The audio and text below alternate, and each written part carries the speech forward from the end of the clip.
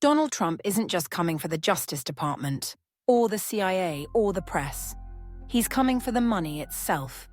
In his second term, Trump is preparing to take control of the US Federal Reserve, the institution that sets interest rates, manages inflation, and keeps the US dollar stable. And if he succeeds, the consequences won't stop at America's borders. Europe and the global economy will feel the aftershocks.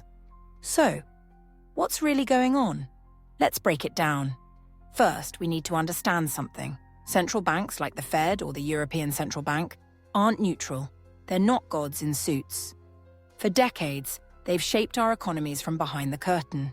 After the 2008 crisis, they slashed interest rates, pumped trillions into markets, and drove up asset prices. Great for investors, not so great for wage earners or renters. Trump, to his credit, spotted the imbalance.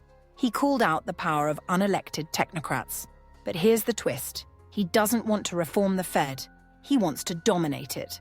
His team has drafted secret plans to fill the Fed board with loyalists. He's called Fed Chair Jerome Powell a moron and hinted he might fire him, all because Powell won't cut interest rates on demand. Why does Trump want cheap money? Because his economic agenda is a debt bomb. Trillions in tax cuts, trade subsidies, and borrowing. Without low rates, it all collapses. So he wants to bend the Fed to his will. But that's dangerous. If the central bank becomes a puppet of the president, markets panic, investors flee, the dollar falls, inflation rises. That's not freedom, that's chaos. Think Turkey under Erdogan. That's the road we're on. And Europe? We're not immune. The euro still dances to the tune of the dollar. Our bond markets watch Washington closely.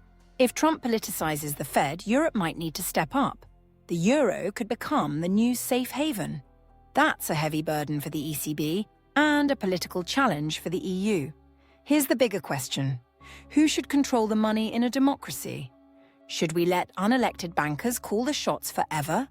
Or should we hand that power to political strongmen? Maybe neither. Maybe it's time to build a new model where central banks are independent but still accountable, where stability doesn't mean secrecy.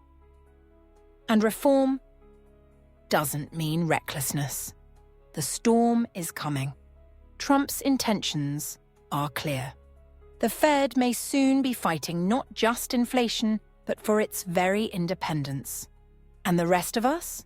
We'd better pay attention. Because what happens to the dollar doesn't stay in America.